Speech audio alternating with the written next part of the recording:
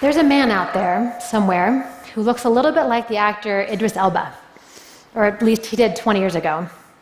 I don't know anything else about him, except that he once saved my life by putting his own life in danger. This man ran across 4 lanes of freeway traffic in the middle of the night to bring me back to safety after a car accident that could have killed me. And the whole thing left me really shaken up, obviously, but it also left me with this kind of burning, gnawing need to understand why he did it. What forces within him caused him to make the choice that I owe my life to risk his own life to save the life of a stranger? In other words, what are the causes of his or anybody else's capacity for altruism?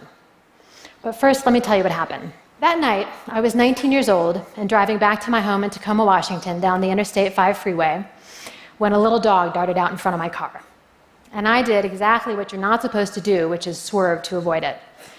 And I discovered why you're not supposed to do that. I hit the dog anyways.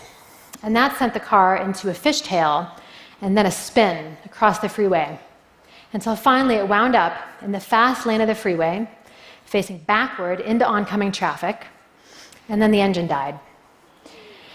And I was sure in that moment that I was about to die too. But I didn't, because of the actions of that one brave man who must have made the decision within a fraction of a second of seeing my stranded car to pull over and run across 4 lanes of freeway traffic in the dark to save my life. And then after he got my car working again and got me back to safety and made sure I was going to be all right, he drove off again. Never even told me his name. And I'm pretty sure I forgot to say thank you. So before I go any further, I really want to take a moment to stop and say thank you to that stranger.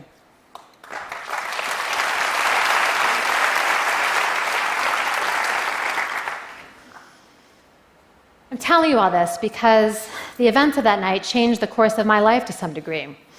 I became a psychology researcher, and I've devoted my work to understanding the human capacity to care for others. Where does it come from, and how does it develop, and what are the extreme forms that it can take? These questions are really important to understanding basic aspects of human social nature. A lot of people, and this includes everybody from philosophers and economists to ordinary people, believe that human nature is fundamentally selfish, that we're only ever really motivated by our own welfare. But if that's true, why do some people, like the stranger who rescued me, do selfless things, like helping other people at enormous risk and cost to themselves?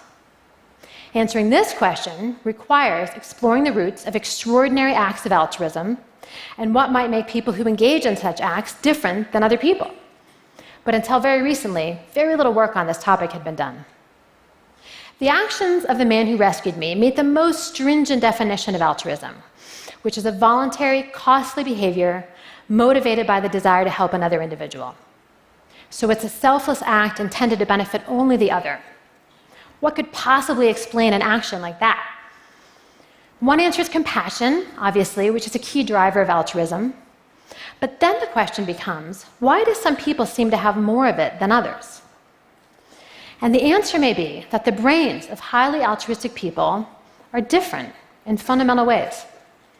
But to figure out how, I actually started from the opposite end, with psychopaths. A common approach to understanding basic aspects of human nature, like the desire to help other people, is to study people in whom that desire is missing. And psychopaths are exactly such a group. Psychopathy is a developmental disorder with strongly genetic origins, and it results in a personality that's cold and uncaring, and a tendency to engage in antisocial and sometimes very violent behavior. Once, my colleagues and I at the National Institute of Mental Health conducted some of the first ever brain imaging research with psychopathic adolescents. And our findings, and the findings of other researchers now, have shown that people who are psychopathic pretty reliably exhibit 3 characteristics. First, although they're not generally insensitive to other people's emotions, they are insensitive to signs that other people are in distress. And in particular, they have difficulty recognizing fearful facial expressions like this one. And fearful expressions convey urgent need and emotional distress, and they usually elicit compassion and a desire to help in people who see them. So it makes sense that people who tend to lack compassion also tend to be insensitive to these cues. The part of the brain that's the most important for recognizing fearful expressions is called the amygdala. There are very rare cases of people who lack amygdalas completely, and they're profoundly impaired in recognizing fearful expressions. And whereas healthy adults and children usually show big spikes in amygdala activity when they look at fearful expressions, psychopaths' amygdalas are underreactive to these expressions. Sometimes they don't react at all, which may be why they have trouble detecting these cues. Finally, psychopaths' amygdalas are smaller than average, by about 18 or 20%. So, all of these findings are reliable and robust, and they're very interesting.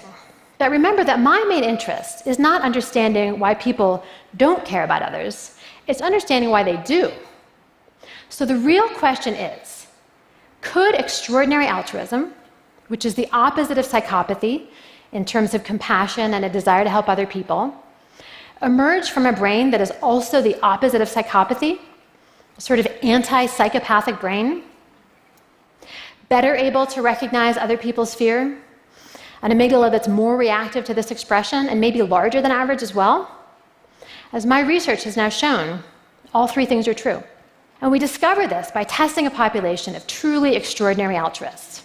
These are people who have given one of their own kidneys to a complete stranger.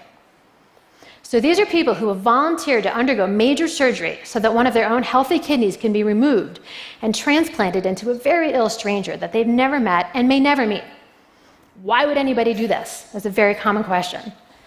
And the answer may be that the brains of these extraordinary altruists have certain special characteristics. They are better at recognizing other people's fear. They're literally better at detecting when somebody else is in distress. This may be, in part, because their amygdala is more reactive to these expressions. And remember, this is the same part of the brain that we found was underreactive in people who were psychopathic. And finally, their amygdalas are larger than average as well, by about 8%. So together, what these data suggest is the existence of something like a caring continuum in the world that's anchored at the one end by people who were highly psychopathic, and at the other by people who were very compassionate and driven to acts of extreme altruism. But I should add that what makes extraordinary altruists so different is not just that they're more compassionate than average. They are. But what's even more unusual about them is that they're compassionate and altruistic, not just towards people who are in their own innermost circle of friends and family. Right? Because to have compassion for people that you love and identify with it's not extraordinary. Truly extraordinary altruist compassion extends way beyond that circle, even beyond their wider circle of acquaintances, to people who are outside their social circle altogether, total strangers, just like the man who rescued me. And I've had the opportunity now to ask a lot of altruistic kidney donors how it is that they managed to generate such a wide circle of compassion that they were willing to give a complete stranger their kidney. And I found it's a really difficult question for them to answer. I say, how is it that you're willing to do this thing when so many other people don't? You're one of fewer than 2,000 Americans who's ever given a kidney to a stranger. What is it that makes you so special? And what do they say? They say, nothing. There's nothing special about me. I'm just the same as everybody else. And I think that's actually a really telling answer, because it suggests that the circles of these altruists don't look like this. They look more like this. They have no center. These altruists literally don't think of themselves as being at the center of anything, as being better or more inherently important than anybody else. When I asked one altruist why donating her kidney made sense to her, she said, because it's not about me. Another said, I'm not different. I'm not unique. Your study here is going to find out that I'm just the same as you. I think the best description for this amazing lack of self-centeredness is humility, which is that quality that, in the words of St. Augustine, makes men as angels. And why is that? It's because if there's no center of your circle, there can be no inner rings or outer rings. Nobody who's more or less worthy of your care and compassion than anybody else. And I think that this is what really distinguishes extraordinary altruists from the average person. But I also think that this is a view of the world that's attainable by many and maybe even most people. And I think this because at the societal level, expansions of altruism and compassion are already happening everywhere. The psychologists Steven Pinker and others have shown that all around the world, people are becoming less and less accepting of suffering in ever-widening circles of others, which has led to declines in all kinds of cruelty and violence, from animal abuse to domestic violence to capital punishment. And it's led to increases in all kinds of altruism. 100 years ago, people would have thought it was ludicrous how normal and ordinary it is for people to donate their blood and bone marrow to complete strangers today. Is it possible that 100 years from now, people will think that donating a kidney to a stranger is just as normal and ordinary as we think donating blood and bone marrow is today? Maybe. So what's at the root of all these amazing changes? In part, it seems to be increases in wealth and standards of living. As societies become wealthier and better off, people seem to turn their focus of attention outward. And as a result, all kinds of altruism towards strangers increases, from volunteering to charitable donations and even altruistic kidney donations.